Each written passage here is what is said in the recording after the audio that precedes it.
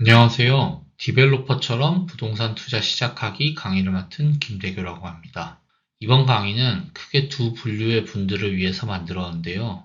첫 번째로는 부동산 투자 예정자 분들을 위해서 만들었습니다.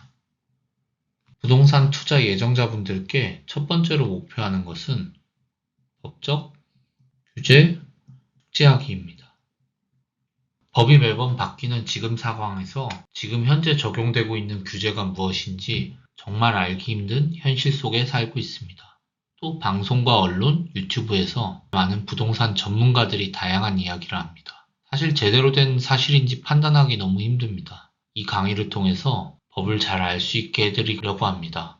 그래서 제대로 된 투자 판단을 할 수 있게 해드리고자 합니다. 두 번째로는 가치 상승 가능 부동산 찾기입니다. 결국 투자는 가치가 높은 것을 찾고 그게 아니라면 저평가된 자산을 고평가되게 해서 수익을 실현하는 것입니다. 미래의 가치가 좋아질 부동산을 볼 수 있거나 아니면 내가 직접 가치를 상승시킬 수 있는 부동산 투자 방법을 알 수 있게 해드리고자 합니다. 세 번째로는 투자 리스크 해결하기입니다. 투자에는 모두 리스크가 있습니다. 여러분이 착각하시면 안 되는 게 부동산은 무조건 성공하는 투자는 아닙니다. 그렇기 때문에 무조건 성공하는 투자보다 실패할 수 있는 요인들이 무엇이 있는지 알려드리고자 합니다. 두 번째는 상업용 부동산 소유자 그리고 투자 예정하시는 분들입니다. 그분들에게 부동산 가치를 올려드리는 법을 설명드리고자 합니다. 밸류에드라고 하는데요. 부동산은 그냥 수익형 부동산으로도 투자가 가능하지만 개발도 가능합니다. 그리고 또 대수선을 통해서 투자하는 방법도 있습니다. 그런 방법들에 대해서 강의를 통해 알려드리고자 합니다. 또 금융 조달하는 방법을 알려드리고자 합니다. 그냥 막연하게 은행에 찾아가서 맞는 말인지 틀린 말인지도 모르는 상황에서 내 재산을 잘 지킬 수 있는 지식을 알려드리고자 하고요. 금융 조달 방법과 구조를 알려드리고자 합니다. 세 번째로 엑시트 플랜 설정하기. 엑시트라는 거는 결국엔 매각이거든요. 여러분이 매각할 때 어떻게 하시나요? 중개사를 만나서 내가 잘 하고 있는 건지 걱정이 많으셨을 겁니다. 이제부터 내 자산이 제대로 된 가치를 산정하는 방법이 무엇인지 알려드리고 또 계획하는 방법을 알려드리고자 합니다. 제 소개를 해드리겠습니다. 저는 현재 부동산 디벨로퍼로서 업무를 하고 있고요. LP 업무를 중앙그룹에서 하였었고 대신자산신탁에서 신탁사업을 하였고요. 인트러스 투자운용이라는 자산운용사의 개발투자팀의 팀장으로 일을 했고 시행사에서 팀장 업무를 하면서 토지 입찰부터 부동산 펀드 설정까지 직접 진행하였었습니다. 또 DA그룹이라는 건축사무소에서 도시인허가와 건축기획 인허가를 직접 진행하였었습니다. 대표 프로젝트로는 이런 프로젝트들이 있습니다. 그래서 저는 처음에 건축을 전공하였고 업무는 도시 건축을 직접 기획하고 인허가하는 업무를 했고요. 시행 업무를 하였고 그 다음에 신탁, 금융, 투자 업무를 진행하였습니다. 제가 실무적으로 부동산 투자의 많은 부분들을 접할 기회가 많았었습니다. 이 지식들을 제가 여러분께 잘 나누는 강의가 되었으면 좋겠습니다. 강의 커리큘럼을 말씀드리겠습니다. 첫 번째로는 우리가 부동산 투자를 어떻게 해야 되는지에 대해서 배울 거고요. 두 번째로는 어떤 부동산에 대해서 투자를 할지에 대해서 배우겠습니다. 그리고 두 번째에서는 부동산 투자 기초에 대해서 배울 건데요. 첫 번째로는 토지에 대해서 배우겠습니다. 여러분이 잘 아셔야 되는 게 나는 아파트를 샀어, 건물을 샀어. 하지만요. 그 아파트와 건물 밑에는 모두 다 토지가 깔려 있죠. 우리가 결국에 부동산에 대해서 살 때 토지 소유권이 없는 부동산들도 있어요. 하지만 거의 대부분의 부동산은 여러분이 토지를 사시는 겁니다. 그렇기 때문에 나는 아파트를 사서 토지를 알 필요가 없어. 나는 건물을 샀기 때문에 토지에 대해서 알 필요 없어. 그렇지 않습니다. 여러분이 건물을 사시면 이 토지의 투자 가치에 대해서 여러분이 투자를 하실 거예요. 결국 건물은 낡겠죠. 건물은 낡지만 토지는 낡지 않습니다. 토지는 갈수록 가치가 올라가고 건물은 시간이 지날수록 가치가 떨어지겠죠. 그렇기 때문에 여러분은 아파트를 투자하시든 구분상가를 투자하시든 오피스텔을 투자하시든 모두 다 토지에 투자하신 거이기 때문에 저는 이 부동산 투자 기초에서 가장 중요한 것은 토지라고 말씀드리겠습니다. 밭이나 논을 사는 것이 토지 투자가 아니에요, 여러분. 그렇기 때문에 토지 투자하실 때 이 강의를 잘 들으셨으면 좋겠습니다. 두 번째로는 건물에 대한 강의를 드릴 겁니다.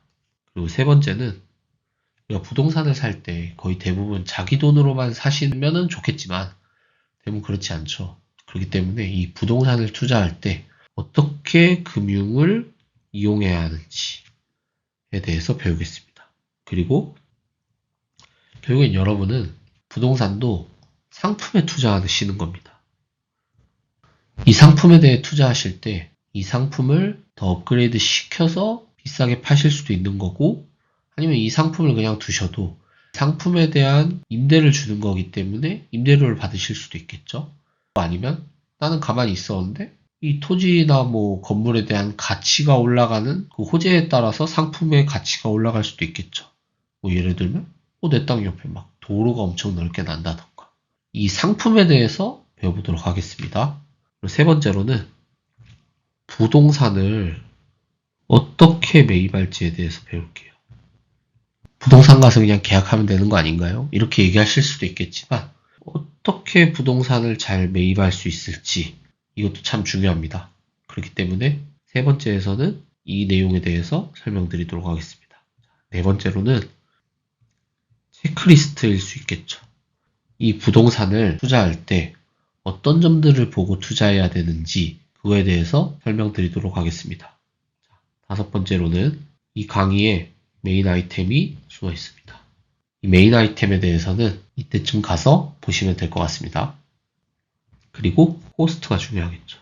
우리가 부동산 투자할 때 어떤 비용들이 투입이 되고 엑시드 할 때는 얼마나 벌 수 있을지 그리고 또 세금이 어떻게 나오는지 이런 거에 대해서 배워보도록 하겠습니다. 일곱 번째는 실전 연습을 해봐야겠죠. 이런 구성으로 강의를 구성했기 때문에 여러분이 강의를 잘 따라와 주셨으면 좋겠습니다. 이 강의에서 제일 중요한 거는 부동산 투자의 시작은 법과 규제를 확인하는 거예요. 근데 이걸 어떻게 확인하느냐? 직접 확인하셔야 됩니다. 왜 직접 해야 되냐면 우리 여러분 많이 보시는 게 뭐가 있죠? 유튜브, 부동산 커뮤니티, 그리고 브로커들. 이런 분들이 제대로 되지 않은 용어들을 얘기하고 제대로 되지 않은 정보들을 얘기할 때가 너무나 많아요. 이게 이분들이 꼭 사기를 쳐서 그런 것만이 아니라 정말로 부동산은 무수히 많은 규제와 수정이 계속됩니다. 예를 들면 지난 정부에서 부동산 규제를 얼마나 많이 했어요. 이 규제가 잘했다 잘못했다를 떠나서 이 규제를 할 때마다 법률은 수정이 들어가거든요. 그리고 정책이 나올 때마다 또 수정이 들어가고요.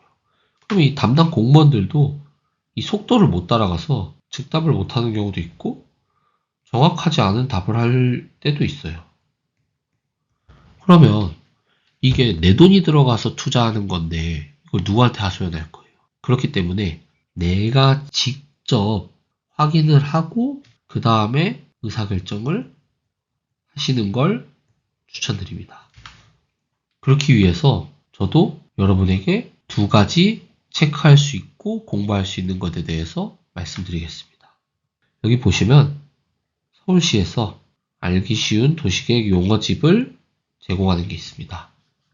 인터넷에서 서울시 도시계획 포털이라는 거를 쳐서 여기 보시면 도시계획 업무 자료에 알기 쉬운 도시계획 용어집이라는 게 있습니다. 2021년에 나온 게 지금은 최신판이고 그전에는 2016년에 나온 게 있네요. 여기 보시면 서울시에서 우리가 부동산 투자를 할 때 쓰는 용어들의 설명과 그리고 이 용어가 어느 법률에 있는지에 대해서 말해주고 있습니다. 여러분, 이 용어들에 대한 정의와 설명은 그때그때 찾아보시는 걸 추천드립니다. 왜냐하면 제가 지금 강의하고 있는 2023년 12월에 있는 이 법률은 계속 개정이 돼요. 그러면 제가 얘기해 드리는 게 나중에 변경될 수도 있어요. 그렇기 때문에 제가 설명드리는 건 이 법률이 어디 있는지, 그리고 취지가 어떠한지, 이걸 설명드리는 거예요. 그렇기 때문에 잘 보고 배우셨으면 좋겠습니다. 여기서 한 두 가지 정도만 한번 볼까요? 여기 보시면 단독주택이라는 용어가 있습니다. 단독주택에 대해서 설명을 해주고 있죠. 한 세대가 하나의 건축물 안에 독립된 주거 생활을 할 수 있는 구조로 된 주택. 그러면 우리는 대부분 미국이나 이런 데 있는 한 세대가 살고 있는 주택들이 단독주택인가? 라고 생각하실 수 있겠지만 이 법률에서 얘기하는 거는 뭔지 잘 보세요. 한 세대가 하나의 건축물 안에서 독립된 주거 생활을 할 수 있는 구조로 된 주택이지만 보시면 여기에 건축법에 따른 단독주택 종류는 단독주택이 있고 다중주택이 있고 다가구주택이 있네요. 보세요. 다가구주택은 공동주택이 아니라 단독주택입니다. 다가구주택과 다세대주택의 차이가 뭘까요? 자, 여기 볼게요. 주택으로 쓰이는 층수, 지하층 제외 3개 층 이하일 것. 그리고 바닥 면적이 660제곱미터 이하일 것. 19세대 이하가 거주할 수 있을 것. 보시면은 다가구주택은 단독주택인데 여기서 얘기하는 법률의 취지는 뭐냐면 다가구주택은 한 세대가 소유를 하는 주택입니다. 다세대 주택은 다세대가 소유하는 겁니다. 그렇기 때문에 법률에 규제나 이런 게 나왔을 때 다가구주택이냐 다세대 주택이냐 어떻게 보면 건물의 평면이 똑같을 수는 있어요. 하지만 다가구주택은 단독주택에 포함되는 규제와 법률을 적용받는 겁니다. 그리고 단독주택에 대한 내용을 찾아보려면 여기 보시면 건축법과 주택법이 있죠. 건축법과 주택법에 나와 있는 이 단독주택에 따라서 법률이 어떻게 적용받는지 그리고 어떠한 규제를 받는지 이걸 찾아보실 수 있는 겁니다. 자, 그리고 대수선에 대해서 한번 볼까요? 대수선은 건물의 기둥, 보호, 내력벽, 주, 계단 등의 외부 형태를 수선, 변경하거나 증설하는 것. 보시면 증축이 있고 개축이 있고 재축이 있죠. 여기에 보면은 신축이 없죠.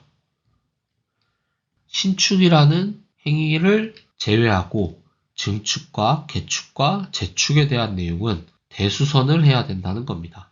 이거는 신축 인허가가 아니라 대수선 인허가다. 를 받아야 한다.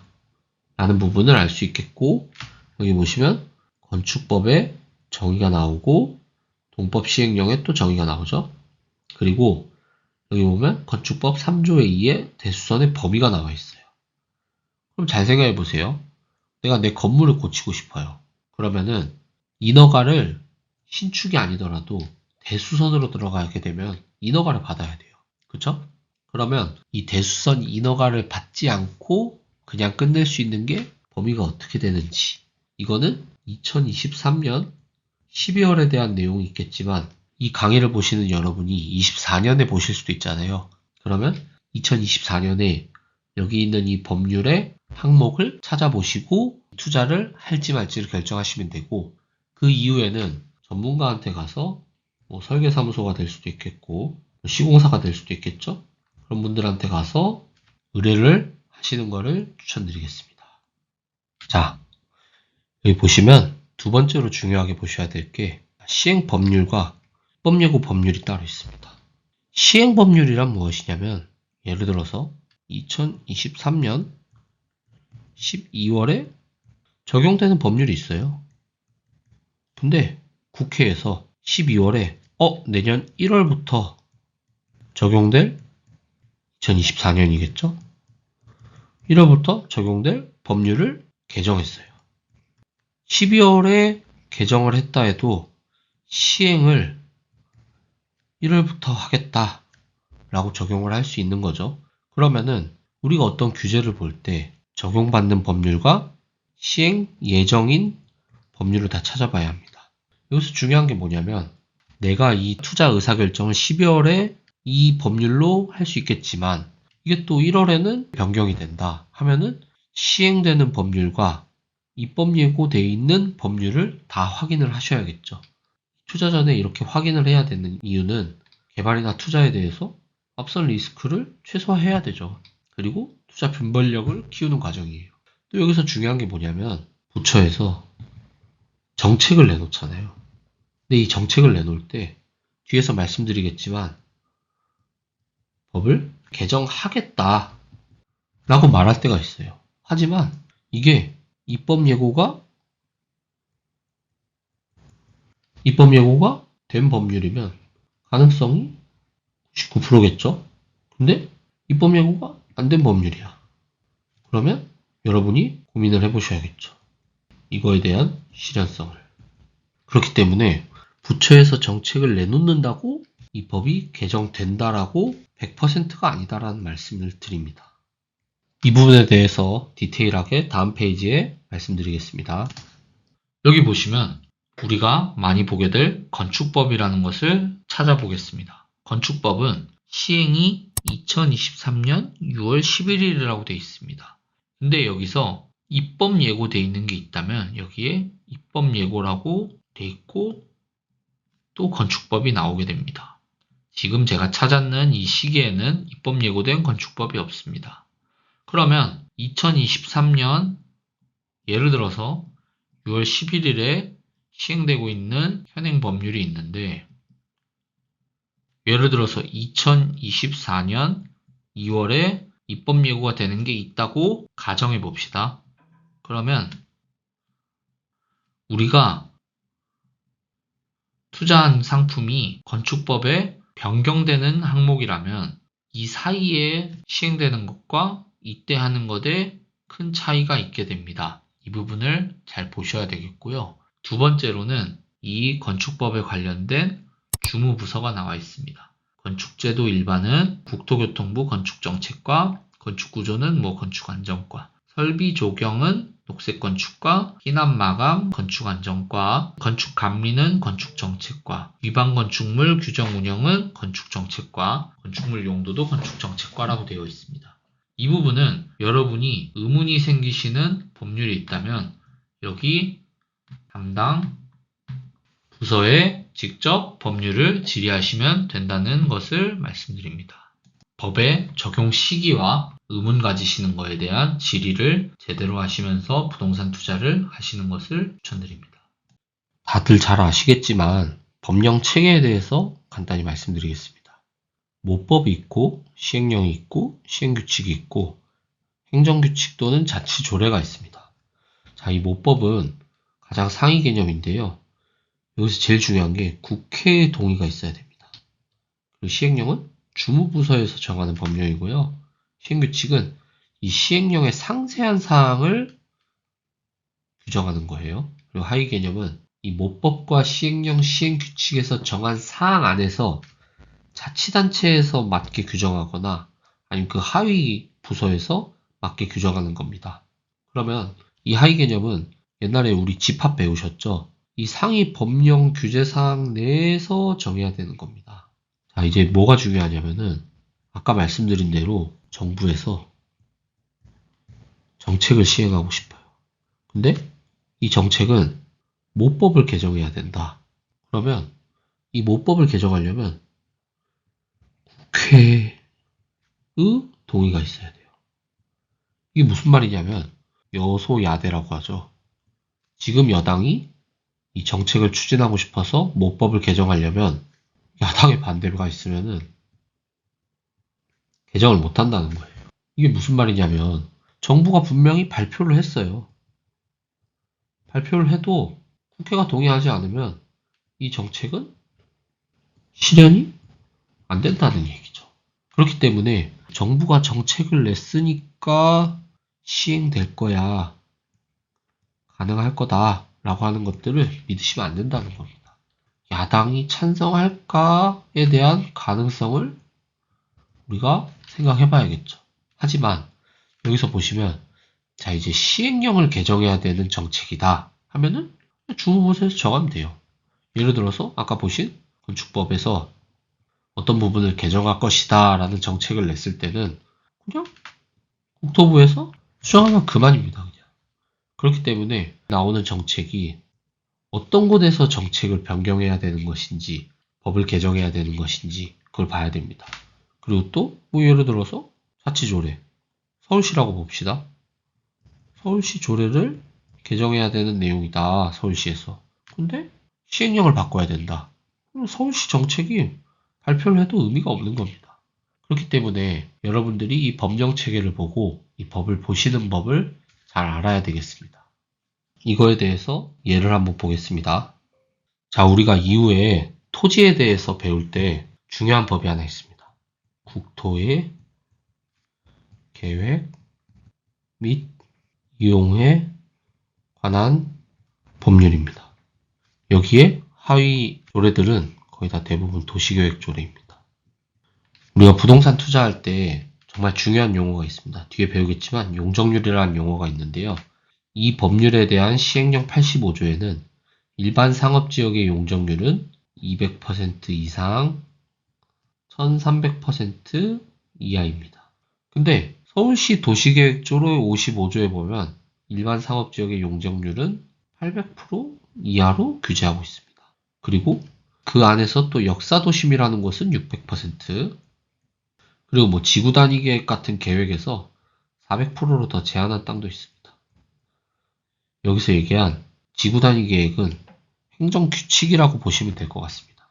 자, 보시면 서울시장이 서울시에 건물을 진짜 빽빽하게 짓고 싶어요.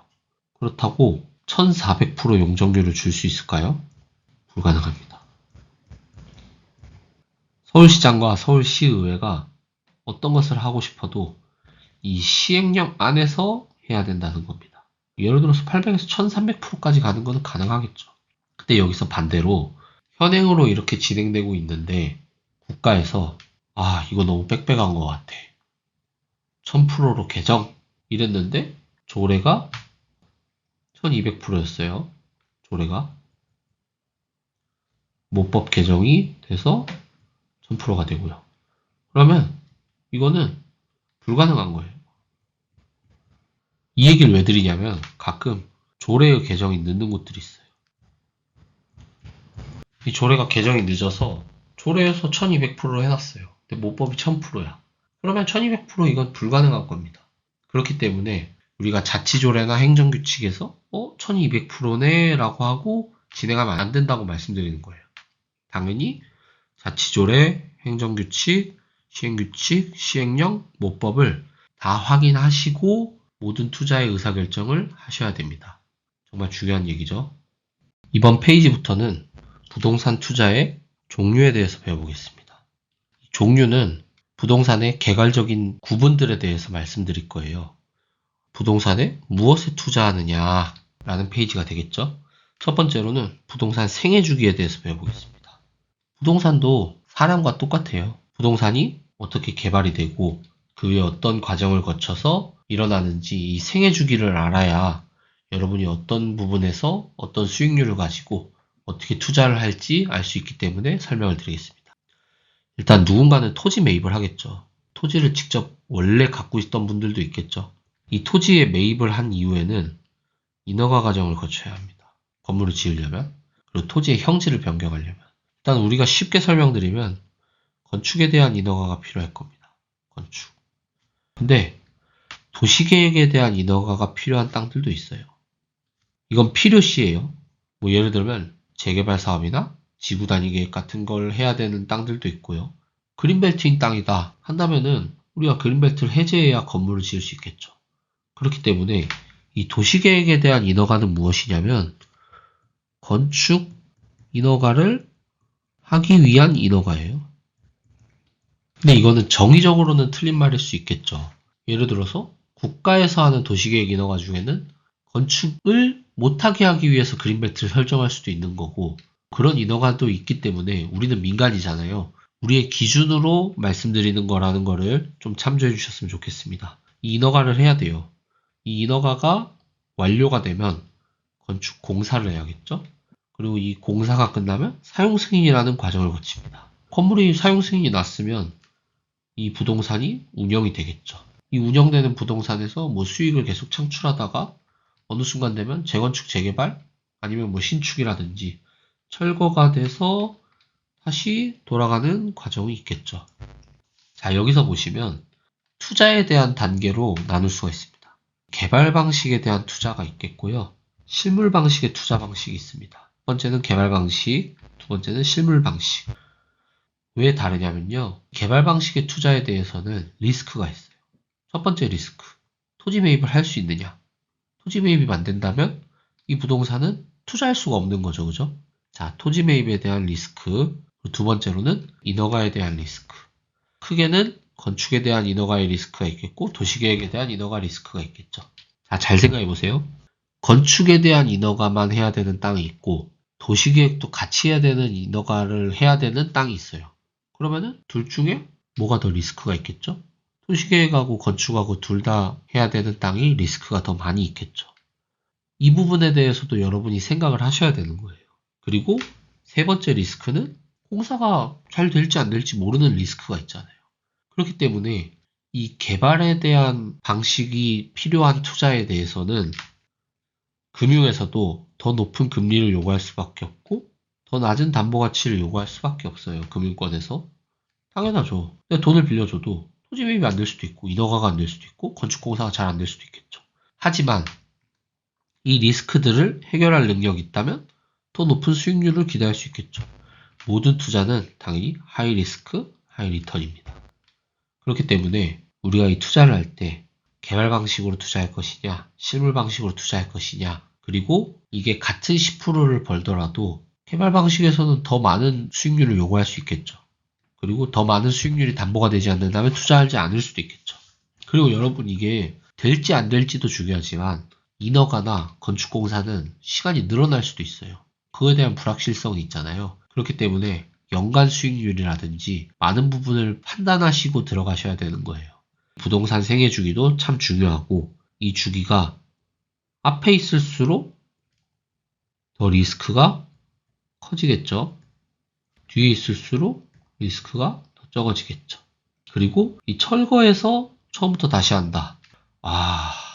정말 큰 리스크가 있겠죠. 그렇기 때문에 재건축 투자 이것도 똑같습니다. 철거에서 이 모든 과정을 다 거쳐야 하기 때문에 리스크가 크고 하지만 수익률도 더 크겠죠. 근데 여러분 투자하실 때 리스크가 이렇게 큰데 그냥 실물 부동산 투자하는 거에 대비해서 뭐 수익률이 거의 비슷하네? 이러시면 이 투자는 하지 말아야 될 투자겠죠. 그런 부분들을 잘 숙지하셨으면 좋겠습니다. 부동산 투자의 종류 두 번째는 수익 실현의 방식에 따라서 시세 차익형 부동산, 수익형 부동산으로 나눌 수 있게 되겠습니다.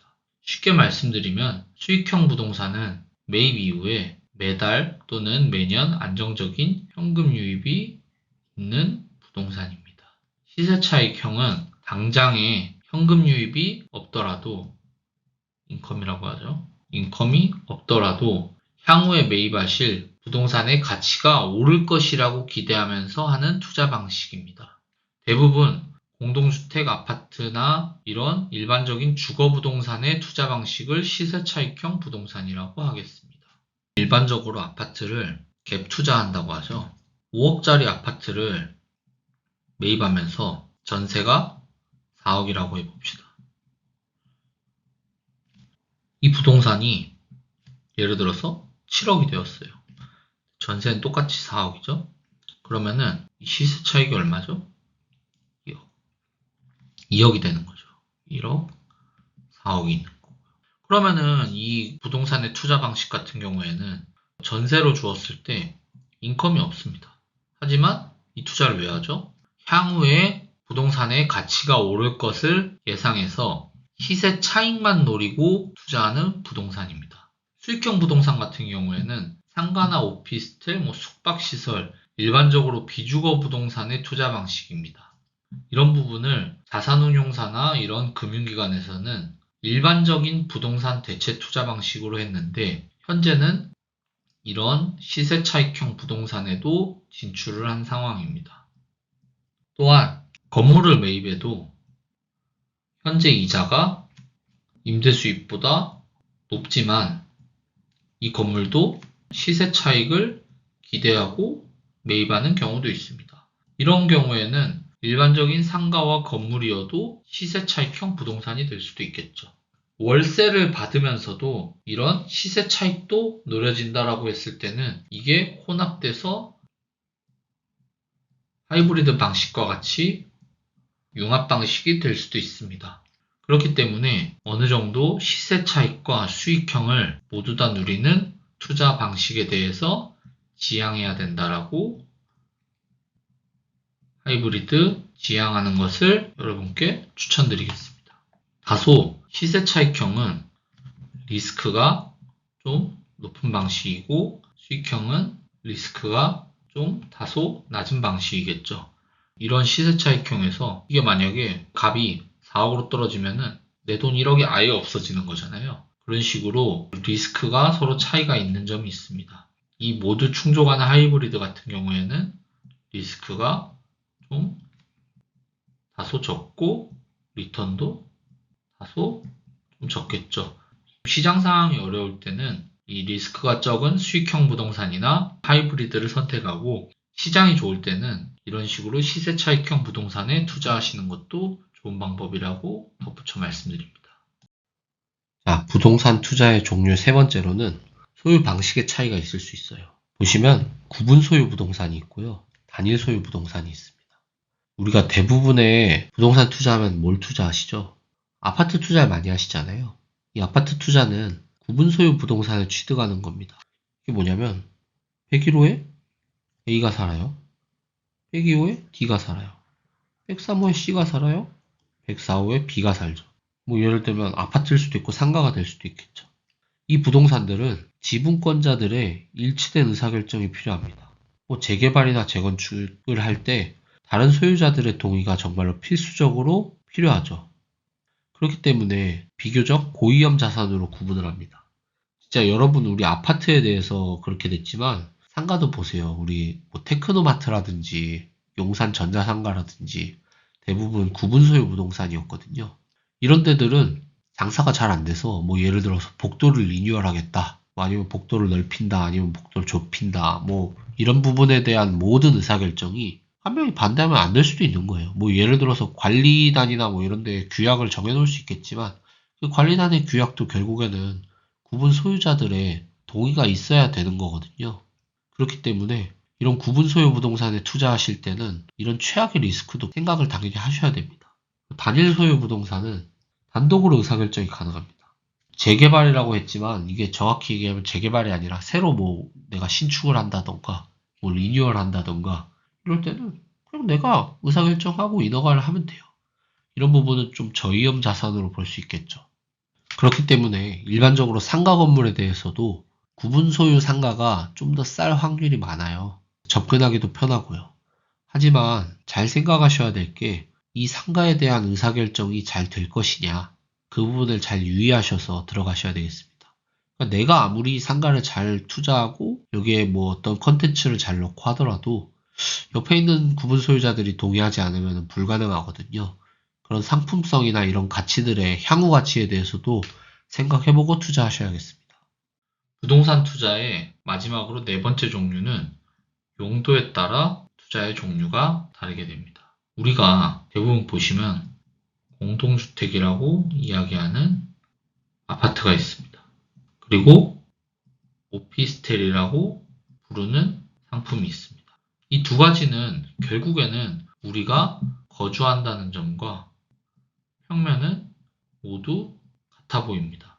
하지만 아파트 같은 경우에는 우리가 대부분 주거용 부동산 투자라고 하고 오피스텔, 상가 같은 경우에는 비주거용 부동산이라고 종류가 나눠지게 됩니다. 분명히 우리가 거주하는 형태나 평면은 똑같은데 왜 이렇게 나누어질까요? 가장 큰 이유로는 세법에 따른 차이가 정말로 많이 다르기 때문에 그렇습니다. 공동주택의 경우에는 취득세가 중과를 안 한다고 했을 때 1% 미만인 경우가 많습니다. 근데 오피스텔 같은 경우에는 취득세가 4.6%나 되죠. 분명히 같은 평면인데 세금이 당연히 다르죠.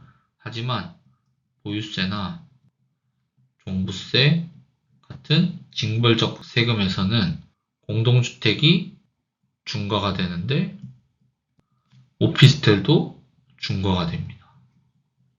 이런 식으로 세금에 대한 부담이 같은 평면임에도 불구하고 많이 중과가 되죠. 또한 건축법상 용도가 다릅니다. 오피스텔 같은 경우에는 업무시설로 분류가 되고 공동주택 같은 경우에는 그냥 공동주택으로 분류가 되죠. 이 분류도 다르게 됩니다. 그렇기 때문에 이런 세금이나 법상으로 적용받는 부분에 비주거 부동산이 불리한 경우가 많습니다. 물론 대출 규제나 이런 부분은 또 자유로운 게 있고 공동주택 같은 경우에는 대출 규제가 많다는 점도 있습니다. 하지만 주거용 부동산 같은 경우에는 거래도 많고 황금성이 높습니다. 왜냐하면 아까 말씀드렸다시피 시세 차익형 형식도 갖추고 있고 그거에 대한 기대감도 높기 때문에 거래가 많고 황금성이 높습니다. 비주거용 부동산 같은 경우에는 수익형인 경우가 많기 때문에 기대감이 많이 낮습니다. 그렇기 때문에 거래가 적고 황금성이 낮습니다. 또한 대부분 공동주택에 살 경우가 많잖아요. 그렇기 때문에 여러분이 많이 살아보기도 했고 진입장벽이 낮습니다. 비주거용 부동산 같은 경우에는 진입장벽이 높죠. 그리고 재개발, 재건축 같은 경우에 동의 비율이 낮기 때문에 이런 게 상대적으로 쉽고 비주거용 부동산 같은 경우에는 그런 부분이 어렵습니다. 그렇기 때문에 같은 평면일지라도 리스크가 더 적은 것, 리스크가 더 많은 것이기 때문에 이 부분에 따라서 여러분의 기대 수익률은 비주거용 부동산에서 더 높게 보셔야 된다고 말씀드릴 수 있겠습니다. 1강은 이렇게 마치고요. 다음 시간에는 토지에 대해서 배워보도록 하겠습니다. 다음 시간에 뵙겠습니다.